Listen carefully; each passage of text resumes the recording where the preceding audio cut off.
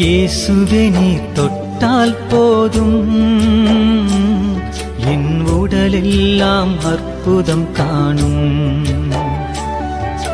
இயேசுவே நீர் சொன்னால் போதும்,